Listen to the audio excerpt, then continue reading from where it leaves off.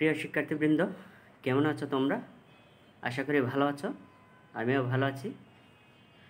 তোমাদের মাঝে আবারও এসেছি নতুন একটি ক্লাস নিয়ে। আশা করি তোমরা ক্লাসটি উপভোগ করবে এবং ভালোভাবে বোঝার চেষ্টা করবে। সবাইকে স্বাগতম। আমি অবিনাশ চন্দ্র সরকার, সহকারী শিক্ষক, Srigarh SCSDP model high school, Nasirnagar, Brahmanbaria.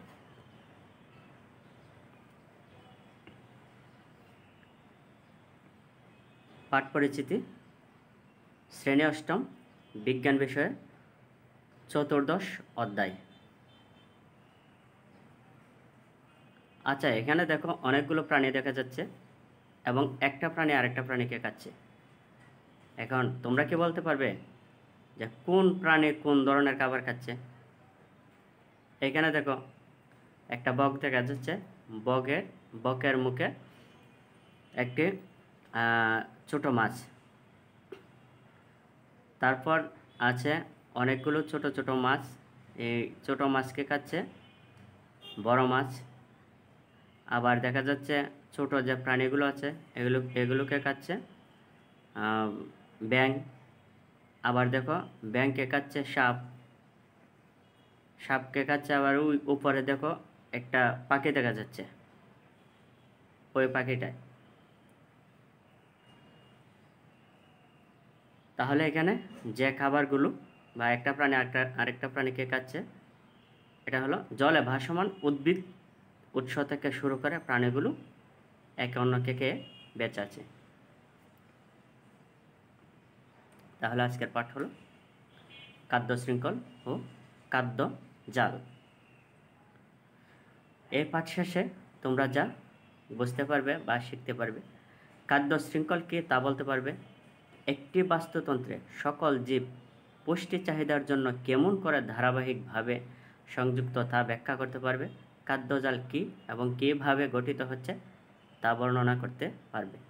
এর আগে আরেকটি ক্লাস করেছিলাম বাস্তুতন্ত্র বিষয়ে। এখানে বাস্তুতন্ত্র সম্পর্কে অনেক আলোচনা করেছি। এখন খাদ্য শৃঙ্খল এবং খাদ্য জাল নিয়ে আলোচনা করছি। এখানে দেখো একটা পাতা দেখা যাচ্ছে এবং সূর্যের রশ্মি এই পাতার মধ্যে পড়ছে।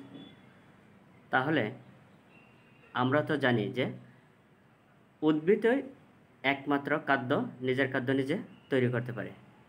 এখানে দেখো কার্বন ডাইঅক্সাইড আছে, এর সাথে যখন পানি যোগ হয় এবং আলো যখন উপস্থিত থাকে তখন এই পাতার মাধ্যমে খাদ্যটা তৈরি হয়, যাকে আমরা বলি সালোক সংশ্লেষণ। তো খাদ্যটা কীভাবে তৈরি হয়? এখানে আলোর উপস্থিতিতে কার্বন ডাইঅক্সাইড এবং পানির যে বিক্রিয়াটা হয়, তারপরে শর্করা খাদ্য তৈরি হয়, যা সমগ্র গাছে ছড়িয়ে পড়ে এবং এখান থেকে অক্সিজেনও উৎপন্ন হয়, যা অক্সিজেনটা গাছ ত্যাগ করে, যা আমরা যারা প্রাণীরা এই অক্সিজেনটা গ্রহণ করি। তাহলে যত ধরনের সবুজ উদ্ভিদ আছে সবই হলো উৎপাদক কি? তারা নিজের খাদ্য নিজেরা তৈরি করতে পারে, অন্যের উপর নির্ভর করতে হয় না। তাহলে এখানে দেখো একটা প্রাণীর চিত্র দেওয়া আছে। আচ্ছা, কোনো প্রাণী কি নিজের খাদ্য নিজে তৈরি করতে পারে? তোমরা কি জানো বা বলতে পারবে? কোনো প্রাণী নিজের খাদ্য নিজে তৈরি করতে পারে না, তারা উদ্ভিদের উপর নির্ভরশীল। তাহলে প্রথম স্তরের প্রাণী খাদ্যের জন্য উৎপাদকের উপর নির্ভরশীল, অর্থাৎ উদ্ভিদের উপর নির্ভরশীল। উদ্ভিদও সব উদ্ভিদ না, যেমন ছত্রাক আছে, যেগুলোতে ক্লোরোফিল আছে, তারাই নিজের খাদ্য নিজেরা তৈরি করতে পারে। তাহলে সকল শক্তির উৎস কোথায়? মূলত সকল শক্তির উৎস হলো সূর্য। আর জীবজগতের মধ্যে উদ্ভিদ, কারণ উৎপাদক বা উদ্ভিদ থেকে শক্তি ট্রান্সফার হয়ে বা শক্তি স্থানান্তর হয়ে এক প্রাণী থেকে আরেক প্রাণীতে স্থানান্তরিত হয়। তাহলে আমরা জানি খাদ্য শৃঙ্খলটা কি। জীব থেকে জীবের মধ্যে খাদ্য আকারে পদার্থ এবং শক্তির স্থানান্তরের একটি ক্রম। একটা জীব থেকে একটা জীবকে যখন আরেকটা জীব খেয়ে বাঁচে, তখন ওই জীব প্রথম জীবের যে শক্তিটা ছিল ওটা দ্বিতীয় জীবের মধ্যে কি হয়, শক্তির যে স্থানান্তর হয়। এইভাবে আমরা যে খাদ্যের যে একটা শৃঙ্খল আছে, এই শৃঙ্খলটা শৃঙ্খলিত হয়। খাদ্য শৃঙ্খলগুলি স্থানীয়ভাবে একটি খাদ্য প্রবাহে মিশে যায়, কারণ বেশিরভাগ জীব একাধিক প্রকারের প্রাণী বা উদ্ভিদ গ্রহণ করে। তোমরা দেখবা যে যেমন আমরা যারা মানুষ আছি তারা কী খাই, উদ্ভিদও খাই, মাছও খাই, মাংসও খাই। তাহলে আমরা এমন ধরনের বিভিন্ন প্রকারের খাবার খাই। এখানে এটাই বোঝাতে চাচ্ছে যে খাদ্য শৃঙ্খলগুলি স্থানীয়ভাবে একটি খাদ্য প্রবাহে মিশে যায়, কারণ বেশিরভাগ জীব একাধিক প্রকারের প্রাণী বা উদ্ভিদ গ্রহণ করে। তাহলে এখানে কি দেখা যাচ্ছে, সূর্য যার মূল শক্তি, সূর্য যে আলো বা রশ্মিটা আসে ওটা থেকে যে উদ্ভিদের উপর যখন পড়ে তখন কি করে, তারা নিজেরা খাদ্য নিজেরা তৈরি করে, আর ওটাকে বলা হয় উৎপাদক। এখানে আরও কিছু চিত্র দেখা যাচ্ছে, দেখো একটা ঘাস ফড়িং, এরপর দেখা যাচ্ছে ব্যাঙ, সাপ, এরপর আছে এখানে বাজ পাখি। তাহলে উৎপাদরে কে খাচ্ছে, ঘাস ফড়িং। ঘাস ফড়িং রে কে খাচ্ছে, দেখো ব্যাঙের মুখে দেখা যাচ্ছে ঘাস ফড়িং। তারপর এই ব্যাঙকে আবার কে খাচ্ছে, সাপ। তাহলে এই সাপ রে কে খাচ্ছে, বাজ পাখি। এখানে কিন্তু উল্টা হওয়ার কোনো সম্ভাবনা নাই, কারণ বাজ পাখিকে কিন্তু সাপ খাবে না, অথবা সাপকে কিন্তু ব্যাঙ খেতে পারে না, এবং ব্যাঙকে ঘাস ফড়িং খেতে পারে না। ঠিক আছে, তাহলে এই যে একটা শৃঙ্খল, উৎপাদ থেকে শুরু করে উদ্ভিদ খাচ্ছে ঘাস ফড়িংকে খাচ্ছে ব্যাঙকে সাপকে বাজ পাখি। তাহলে এইভাবে যে একটা ধারাবাহিকতা, এটাকে বলা হয় খাদ্যের শৃঙ্খল। তাহলে দ্বিতীয় স্তরের খাদক খায় কাকে, প্রথম স্তরের খাদককে। কিন্তু প্রথম স্তরের খাদক কাকে খায়, যে উৎপাদ আছে উৎপাদকে। এবং তৃতীয় স্তরের খাদক খায় দ্বিতীয় স্তরের খাদককে। তাহলে এইভাবে শক্তি, যেমন যে উদ্ভিদের মধ্যে যে শক্তিটা ছিল এটা গ্রহণ করছে ঘাস ফড়িংয়ের মধ্যে যে শক্তিটা ছিল গ্রহণ করছে ব্যাঙের মধ্যে যে শক্তিটা ছিল কে, সাপে গ্রহণ করছে। আবার সাপকে যখন বাজ পাখি খায় তখন সাপের মধ্যে যে শক্তিটা ছিল ওইটা কে গ্রহণ করে, যে বাজ পাখি আছে, যে বাজ পাখি। এইভাবেই যে পুষ্টির যে চাহিদা এভাবেই পরিপূর্ণ হয়। এখন আসি খাদ্য জাল। এতক্ষণ কী পড়লাম, খাদ্য শৃঙ্খল। এখন আসি খাদ্য জালে। তাহলে খাদ্য জালটা কি, একাধিক খাদ্য শৃঙ্খল একত্রিত হয়ে যে জাল তৈরি করে তাকে খাদ্য জাল বলে। তাহলে এর আগের চিত্রে কি দেখা যাচ্ছে, যে সাপকে বাজ পাখি খাচ্ছে, ব্যাঙকে খাচ্ছে সাপে, আর ঘাস ফড়িং খাচ্ছে ব্যাঙ। কিন্তু এই যে বাজ পাখি কিন্তু সাপকেও খাইতে পারে, ব্যাঙকেও খাইতে পারে। আবার সাপ এই পোকা যে এটাকেও খাইতে পারে, আবার ব্যাঙকেও খাইতে পারে। যখন একটা প্রাণী একাধিক প্রাণীকে খায় তখন একটা নেট আকার বা জাল আকার তৈরি হয়। আচ্ছা, এখানে দেখো একটা চিত্র দেওয়া আছে। চিত্রটি কি দেখতে পাচ্ছ, বাম পাশে দেখো দেওয়া আছে ঘাস, এর উপরে তীরচিহ্ন দিয়ে দেওয়া আছে দেখো ঘাস ফড়িং। এর উপরে দেখো দেওয়া আছে একটা ইঁদুর, এর উপরে দেওয়া আছে দেখো ইঁদুরের উপরে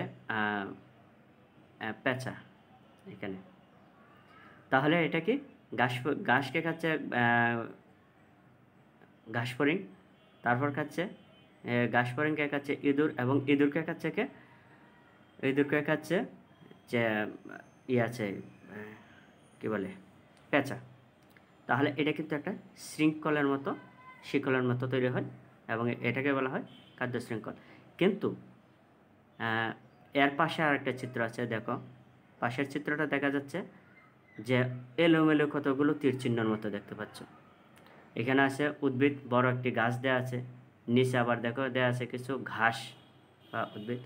এই যে একটু বড় উদ্ভিদ দেখছো, এর লতা পাতা কিন্তু হরিণ খায়, আবার হরিণে ওই যে ঘাস আছে এই ঘাসও খায়।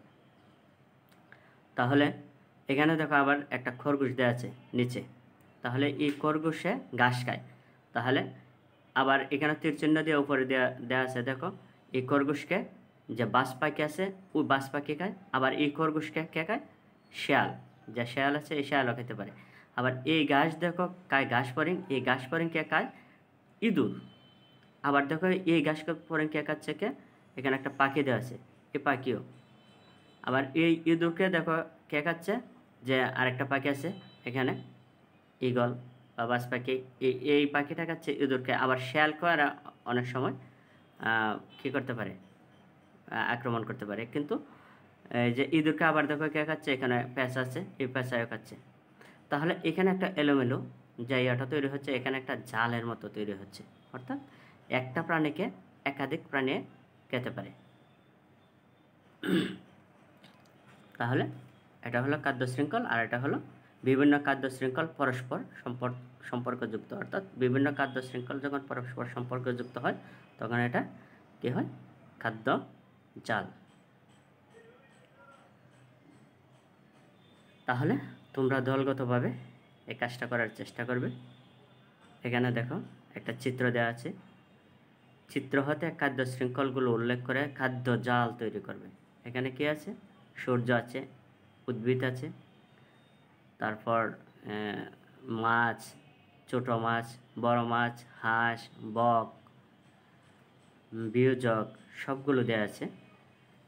এইখান থেকে তোমরা যে খাদ্য শৃঙ্খলটা তৈরি করবে, তারপর এখান থেকে আবার খাদ্য জালটাও তৈরি করে নেবে।